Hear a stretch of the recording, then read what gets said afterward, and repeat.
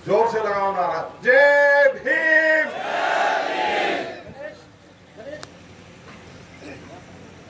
सभी संतों महापुरुषों को नमन करते हुए आज हमारे बीच में इस रामगढ़ विधानसभा जम्मू स्टेट की भाई सुरेंद्र अत्री जी हमारे प्रत्याशी हैं।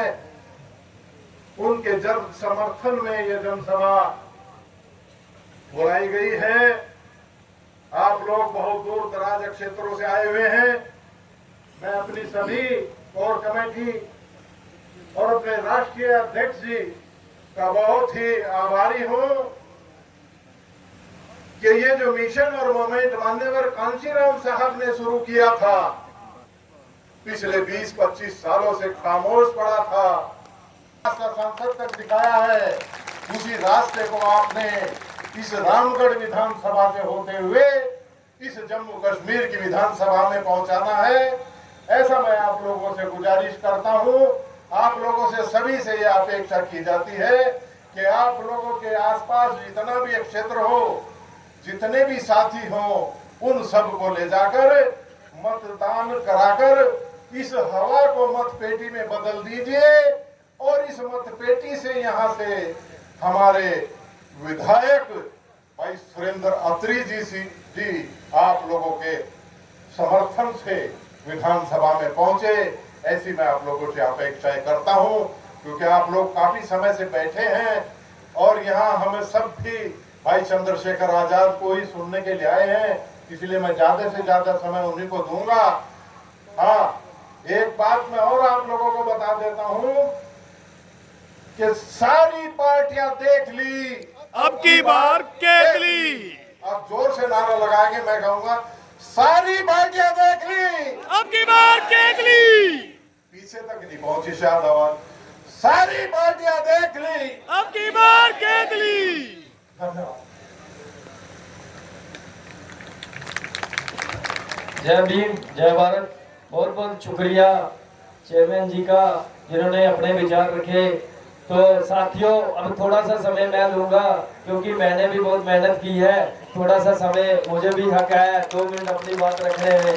तो जैसा कि आप सब जानते हो, मैं सुरेंद्र अत्री विधानसभा उम्मीदवार आजाद समाज पार्टी काशीराम से हूँ और हम चाहते हैं कि हमारा समाज जो इधर उधर भटक रहा था, बहुत समय से हम देख रहे थे, हम खुद भटक रहे थे, लेकिन जब हमने ये सुना कि आजाद समाज पार्टी काशीराम अब हमारे जम्मू में पहुंच चुकी है, तो साथियों मैंने देरी नहीं की, उसी दिन रिजाइन करके आजाद समाज पार्टी का दामन थामा और ये ठान ली कि अपने लोगों को जगाना अभी हमारा धर्म है। बाबा साहब और काशीराम की विचारधारा पर अगर हमें चलना है तो हमें अपनी पार्टी में आना पड़ेगा, अपने लोगों की बात करनी पड़ेगी। जब तक हम अपने लोगों की बात नहीं करेंगे तब तक हमारा भला नहीं है। हमने देख लिया दूसरी पार्टियों में क्या होता है, हमारे लोगों के साथ,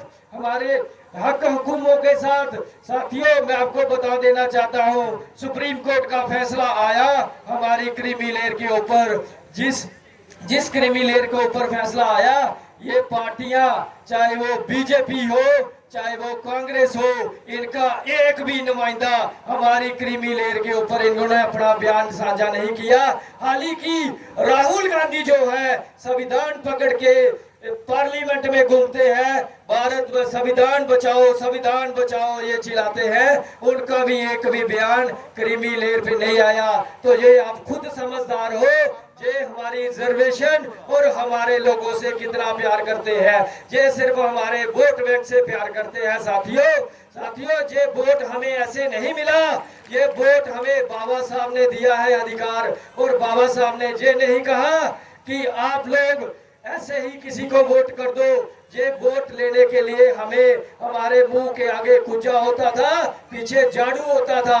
हमें अपना इतिहास जानना होगा, हमारे इतिहास में हमारे साथ क्या हुआ है, और ये लोग हमें वहीं पे पहुंचाना चाहते हैं फिर से। साथियों, मैं आज भी ये कहता हूं, भाई चंद्रशेखर आजाद हमारे हुकूम की लड़ाई, चाहे वो पार्लियामेंट हो, चाहे वो दिल्ली का ग्राउंड हो, चाहे वो यूपी की सड़कें हो, वहां पर लड़ते हैं। ये आप सब देखते हो मोबाइल में, टेलीफोन में।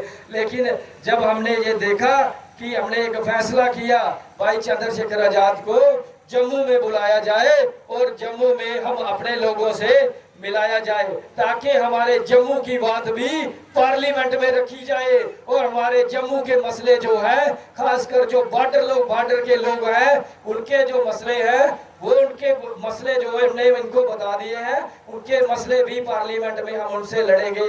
जैसे मुझे जहां तक पता चला कि मैं गांव बैंगलाड में गया था थोड़े दिन पहले, तो वहां पे मेरे को कुछ साथी मिले और उन्होंने मुझे ये कहा कि हमारा शमशान घाट नहीं है, हमारी जिंदा मुर्दा लाशों को फूकने नहीं देते, हमारा उनका संस्कार नहीं करने देते, हमें उसके लिए भी लड़ाई लड़नी है। उनकी जगह जो है इधर नमंदर के पास थी कहीं, लेकिन उसकी लड़ाई जो है वो हम लड़ेंगे। अगर हमारी कामयाबी हुई ना हुई, लेकिन हम इनकी लड़ाई लड़ते रहेंगे।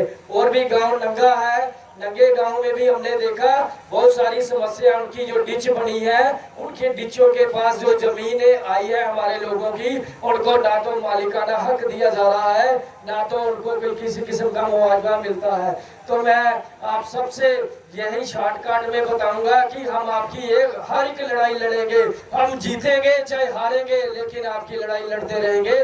तो आप सब साथियों से मैं ज्यादा ना बोलते हुए अभी भाई चंद्रशेखर आजाद जी को 2 मिनट के लिए बुलाऊंगा। उससे पहले मैं एक आपको